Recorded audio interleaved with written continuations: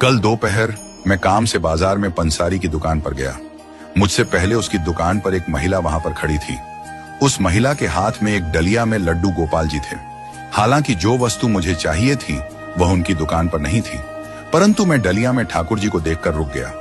मुझे गोपाल जी कुछ व्याकुल से दिखे। मैंने ठाकुर जी से पूछा, और मेरी सरकार कहाँ घूम रहे हो आप? ठाकुर जी बोले, मत पूछ बाबा, पिछले 2 घंटे से बाजार में भूखा प्यासा घुमा रही है।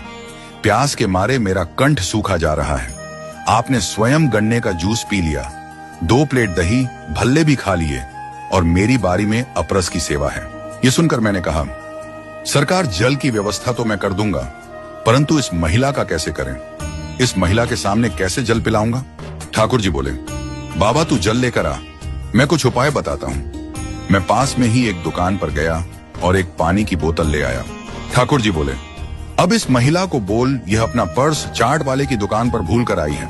मैंने महिला से बोला, आप अभी दही भल्ले खाकर आए हो क्या? महिला इधर उधर अपने देखने लगी। वो सोच रही थी, कहीं मेरे कपड़ों पर कोई चटनी तो नहीं लगी है। महिला ने मुझसे पूछा, आपको कैसे पता? मैंने कहा, जी मैं अभी उधर से ही आ रहा हूं। वो चाट की दुकान वाला मेरा जानकार है। उसी ने मुझे बताया कि बाबा एक महिला जिनके हाथ में ठाकुर जी हैं, यदि आपको दिखें तो उसको कहना कि वो अपना पर्स मेरी दुकान पर भूल गई हैं। अब उस महिला की सांस रुक गई। वो कहने लगी, हाय राम, मेरे पर्स में तो कुछ गहने और 10,000 रुपए हैं।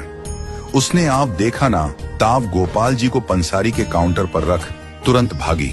अब मुझे मौका मिल गया था। मैंने तुरंत पानी की बोतल खोली। उस समय तुलसी दल की व्यवस्था न होने के कारण मैंने ठाकुर जी की कंठी माला से जल का स्पर्श करवाया और ठाकुर जी को जल पवा दिया।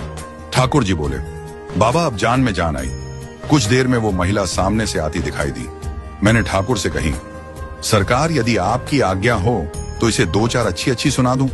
ठाकुर जी बोले, रहने दे बाबा, तू किस किस को सुनाएगा? यहाँ तो ज्यादातर लोगों का यही हाल है। कहीं जाना हो तो हमें साथ में ले जाते हैं और खाने पीने घूमने का शौक किया करते हैं। मुझे तो अब आदत सी हो गई है। तू अब जा, यदि यहीं रहा तो तेरा इससे झगड़ा हो जाएगा। मैं ठाकुर जी के कहने से आ तो गया, परंतु मन सारा दिन व्याकुल रहा।